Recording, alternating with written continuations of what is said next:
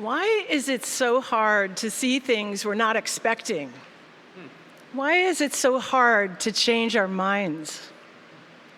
There's a mystery in today's gospel. Jesus has been teaching, healing, casting out demons, gathering disciples. He's even raised the dead. The daughter of Jairus, the administrator of the Capernaum synagogue, though he'd ordered those present not to tell anyone about that. Celebrity, as Jesus knew and as countless others would discover since that time, can quickly get out of control. But his reputation is growing, so he visits his hometown and preaches in the synagogue. And you'd think the story would be, local boy makes good, right? And the people of the town would be carrying him on their shoulders, putting wreaths in his hair, and singing hosannas.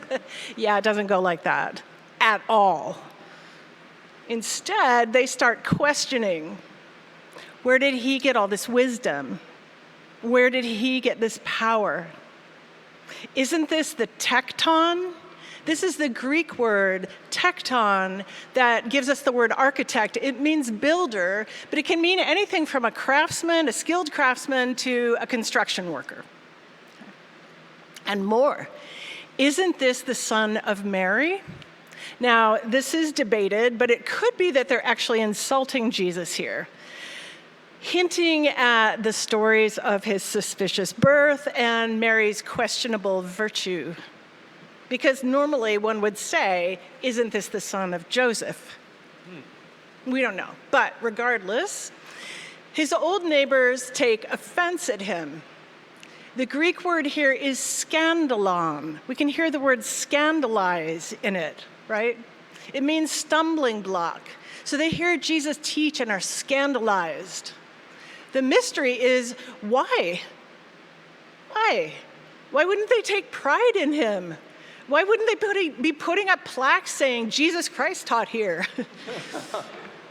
Now, Jesus pulls no punches. He doesn't say people are never honored in their hometown. He says prophets are never honored in their hometown. He's not going to deny his identity just because it makes them uncomfortable, which is a good lesson, by the way. So why were they scandalized by him? In Luke's version of this story, we get the content of his sermon, which implies that they're not as special as they think they are, and that God's loving plan extends even to Gentiles. But here in Mark, we don't get any of that, nor do we get the little detail about them running him out of the synagogue and trying to throw him off a cliff. Still, in Mark's account, they are offended by him, so why? Well, put yourself in their shoes. Here's this guy who they've watched go from a young child to a grown man. They knew him. At least they thought they did.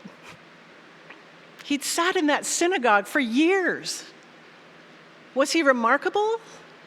Well, he'd reached the age of 30 without marrying, which was unusual, but not unheard of, especially for someone whose vocation was pretty much incompatible with marriage and family.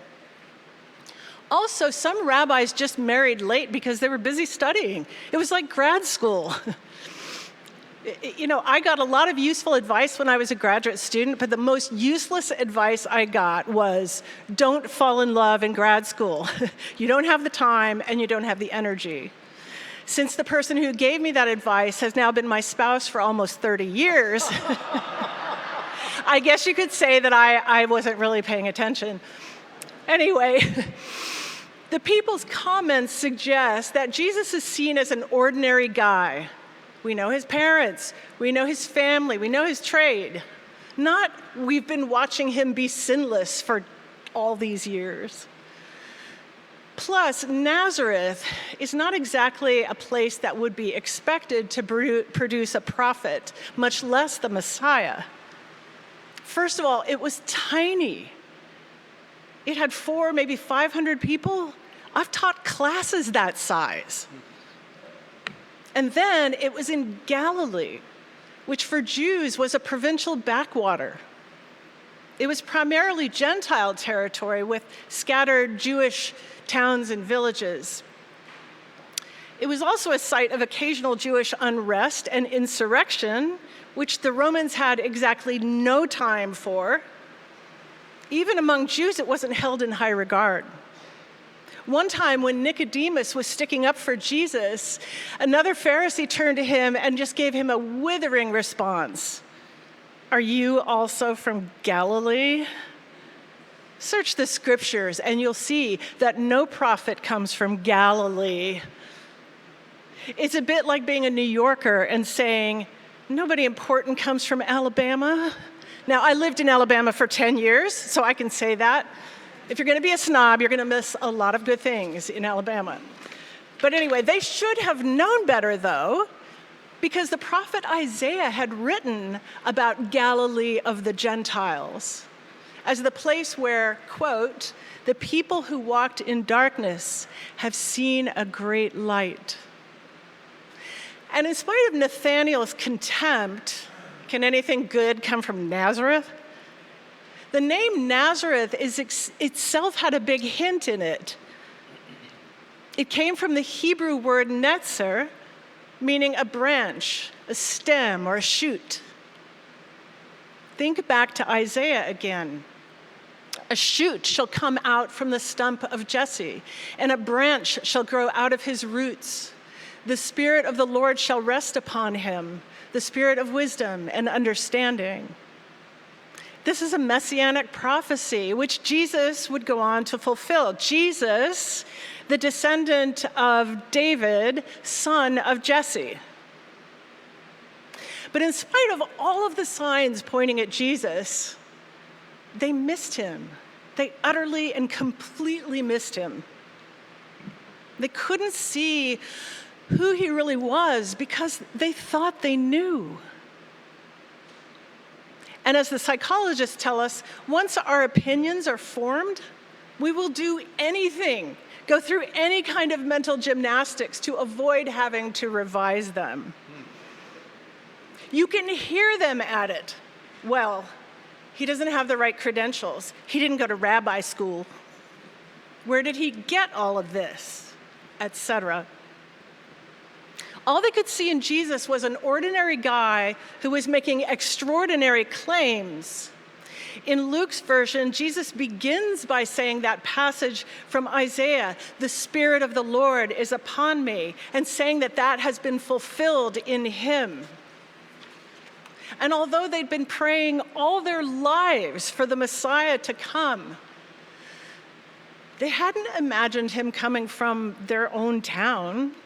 Or maybe they hadn't imagined him not being a great military hero, just somebody that they'd known all his life.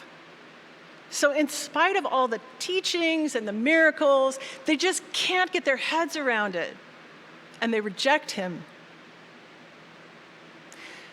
Do you hear the logic of addiction in this? I know this sounds kind of random, but stay with me for a minute, okay? I loathe the status quo. I loathe where I am right now. I'm stuck. I want so much to change. But when the reality and the demands of change are in front of me, I just can't bring myself to accept it. And so I go back to my old habit. I cling to what I know. It's a vicious trap, and they fall right into it. It's so easy to look back at the members of the Nazareth synagogue and think, how could they have been so blind? But they were just doing what we all do, assuming their assumptions instead of examining them. Assuming their assumptions rather than examining them. It's hard. It's hard to get outside yourself far enough to look back in and say, well, that's totally wrong. I mean, how often do we do that? It's hard and it's threatening. There's no real mystery here after all. The people of Nazareth rejected Jesus because he was not the Messiah they were expecting. And that makes me wonder, how often does Jesus come to us? in ways we don't expect? And how often do we miss him or even get scandalized and reject him? Many of us are used to the idea that we should look for Jesus in the faces of the poor, the homeless, the addicted. You can recognize him in them if you've learned to look.